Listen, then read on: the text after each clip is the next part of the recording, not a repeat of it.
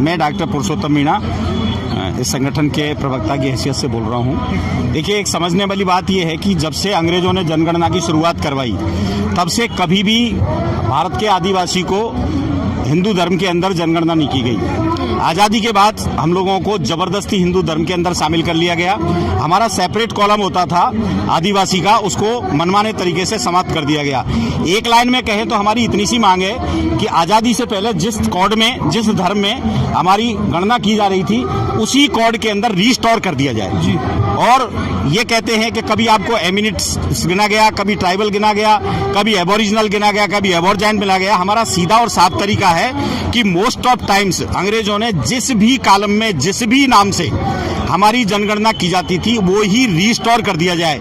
अभी जो ये सरकार की तरफ से बताया जाता है कि आपके बहुत सारे आवेदन आ रहे हैं अलग अलग धर्म के, हमारा ऐसा मानना है कुछ लोग हमारे गुमराही के कारण, कुछ लोग दूसरे कारणों से, कुछ सरकार भी अपनी तरफ से इस काम को रोकने के लिए अलग अलग आवेदन करवा रही है ताकि एक धर्म के तहत इनको कॉलम नहीं दिया जा सके। तो हमारी सिर्फ, जो भाई अरविंद जी ने अभी कहा कि नो कोड नो वोट, तो हमारा ये साफ तौर पे कहना है कि वो कौन सा दिया जाए, इसका निर्णय करने में सरकार को किसी तरीके की कोई दिक्कत नहीं है। कारण कि जो हमारा आजादी से पहले था उसको रीस्टोर कर दिया जाए, क्योंकि हकीकत ये है देश का आदिवासी आजादी से पहले आजाद था। 1947 में हम गुलाम बना लिए गए। भारत आजाद नहीं हुआ, आजादी के नाम पे पूरे आदिवासी को गुलाम बना लिया। तो उस गुलामी से मुक्ति तभी मिलेगी जब इस देश का जो मालिक है, मूलवासी है, भारत एबोरिजिनल है, जो इसका मालिक है यहाँ का, उसको पूर्ववत अवस्था में लाया जाए। हम देश से कोई अलग होने की मांग नहीं कर रहे हैं, चूंकि संविधान का अनुच्छेद 13(3) का ये कहता है कि हमारे जो ट्रेडिशंस हैं, जो रूल्स हैं, प्रथा हैं, वो सेपरेट होंगी। और जितने भी भारत में हिंदू कानून है उन सभी की धारा 2 की उपधारा में ये साफ तौर पर लिखा हुआ है कि आदिवासी पर हिंदू कानून लागू नहीं होगा। जब कानून लागू नहीं होगा तो हिंदू कॉलम में हमारी गणना क्यों की जा रही है? और एक बात आप प्रेस के माध्यम से मैं और निवेदन करना चाहूंगा देश के लोगों से और बुद्धिजीवियों से और सभी न्यायप्रिय लोगों से कि अभी पिछले 4 साल से 5 साल से भारत में जो सरकार काम कर रही है उसने हम आदिवासियों को खत्म करने का एक नया षड्यंत्र चालू किया है।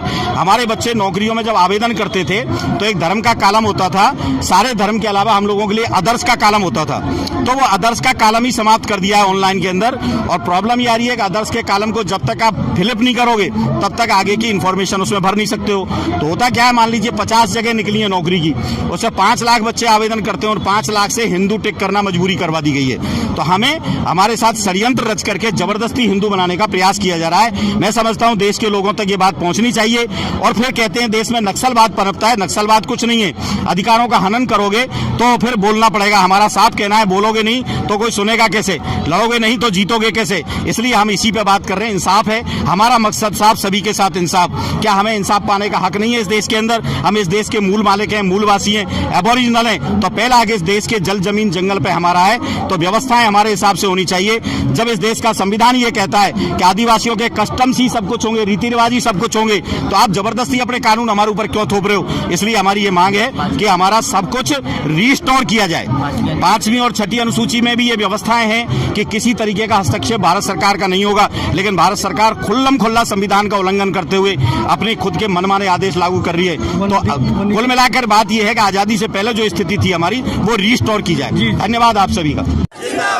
आदिवासी जिंदाबाद, जिंदाबाद, जिंदाबाद। एक तीर एक कमान, आदिवासी एक समान, एक तीर एक कमान, सर्वादिवासी तीर एक समान, आदिवासी एक समान, एक तीर एक कमान, आदिवासी एक समान, सर्वादिवासी समान।